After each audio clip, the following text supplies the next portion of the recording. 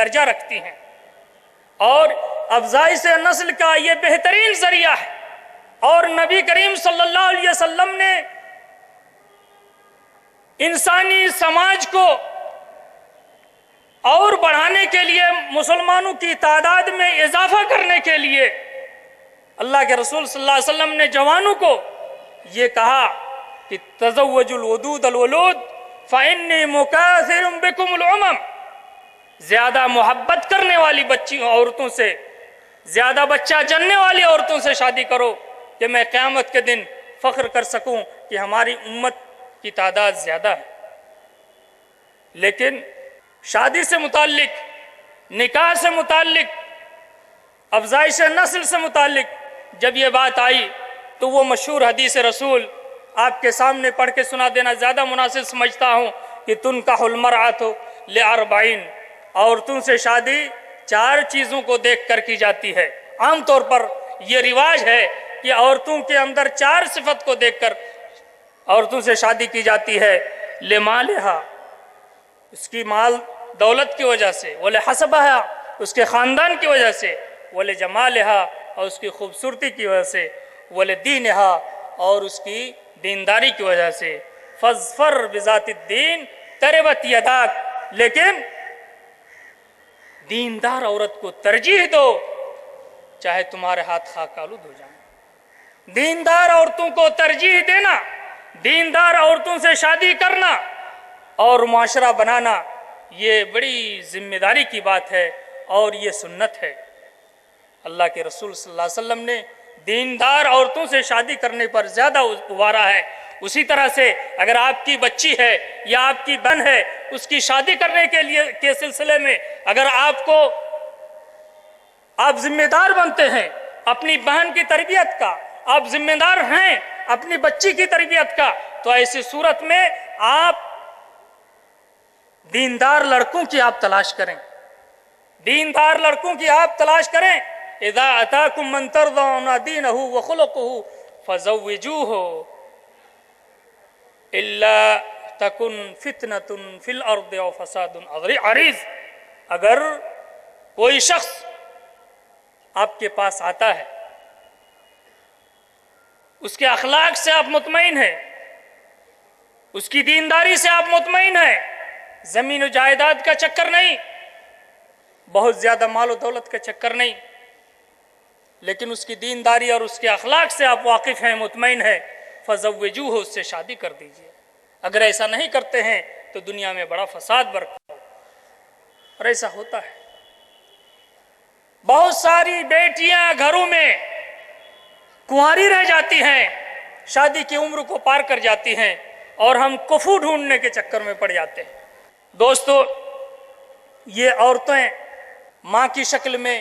بیٹی کی شکل میں، اور بہن کی شکل میں، اور بیوی کی شکل میں آپ کے پاس، آپ کو اللہ کی طرف سے دی ہوئی امانت ہے، اور اس امانت کی حفاظت آپ کے ذمے ہے۔ اگر ان کی حفاظت آپ نے نہیں کی تو آپ کا معاشرہ بگڑے گا، آپ کا سماج بگڑے گا۔ معاشرے کو بنانے میں ان عورتوں کا جو کردار ہے، ان کردار کو جب تک آپ نہیں اجاگر کریں گے، ان عورتوں کو جب تک نہیں سمجھائیں گے، ان عورتوں کو جب تک آپ نہیں بنائیں گے، آپ کا معاشرہ کبھی بننے والا نہیں ہے۔ نبی کریم صلی اللہ علیہ وسلم کی زندگی کو آپ دیکھ جائیے کہ حضرت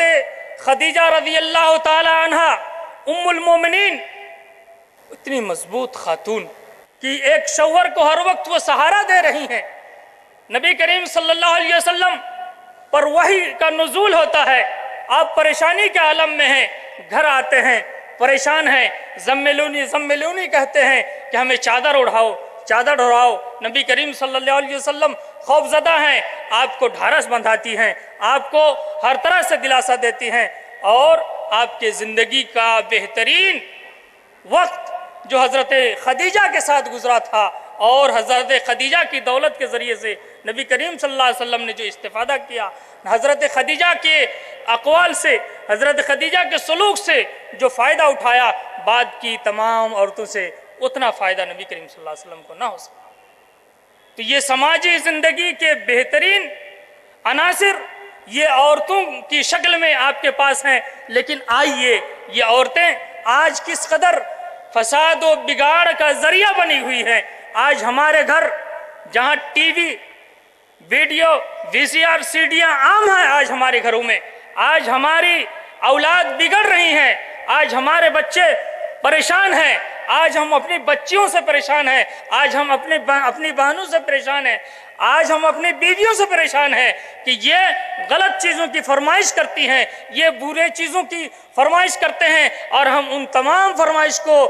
پوری کرنے کے لیے پریشان ہیں۔ یہ کس کا نتیجہ ہے کہ ایک گارجن، ایک نگراں، ایک گھر کا ذمہ دار اگر کمزور پڑ جاتا ہے تو اس گھر کا کل پرزہ تمام ڈھیلا پڑ جاتا ہے۔ دوستو، انسان الرجال قوامون علی النساء بما فضل اللہ بعضهم علی بعض وبما انفقوا من اموالہم۔ مرد کو عورتوں کا نگراں بنایا گیا ہے، مرد کو عورتوں پر حاکم بنایا گیا ہے، لیکن مرد اگر عورتوں کو صحیح دشا نہ دے، عورتوں کو سمیٹ کے نہ رکھے، عورتوں کی رہنمائی ڈھنگ سے نہ کرے تو گھر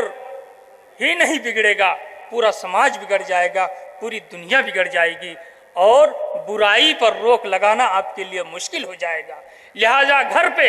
گھر کو سنبھالنے کے لیے، آپ کے معاشرے کو بنانے کے لیے، جب تک آپ کی بیوی، آپ کی ماں، آپ کی بہن، آپ کی بیٹیاں آپ کے کنٹرول میں نہ ہوں، باپردہ نہ ہوں، برائیوں سے احتراز نہ کرتی ہوں، برائیوں سے نہ بچتی ہوں، تو آپ کا گھر نہ دھوبی کے کتا، نہ گھر کا گھاٹکا، نہ آپ کا سماج محفوظ رہے گا، نہ آپ کا پڑوس محفوظ رہے گا، نہ آپ کی زندگی محفوظ رہے گی، نہ آپ کی دنیا بنی رہے گی، نہ آخرت بنی رہے گی۔ دنیا بھی ہاتھ سے جائے گی اور آخرت تو آپ کا برباد ہونا ہی ہونا ہے۔ لہٰذا دوستو، یہ موضوع بڑا اہم ہے اور بہت تفصیل طلب ہے۔ آخر میں ایک حدیث بیان کر کے میں اپنی باتیں ختم کرتا ہوں کہ ایک حدیث میں عورتوں کو جو ذمہ داری دی گئی ہے اور عورتوں کو جنت میں داخل ہونے کا جو 4 چیزیں ان کے لیے ضروری طور پر بتایا گیا ہے، وہ 4 چیزیں یہ ہیں: اذا صلت المرأة خمسها وصامت شهرها وحسنت فرجها وعطاءت زوجها قیل لها ادخلی من ابواب الجنت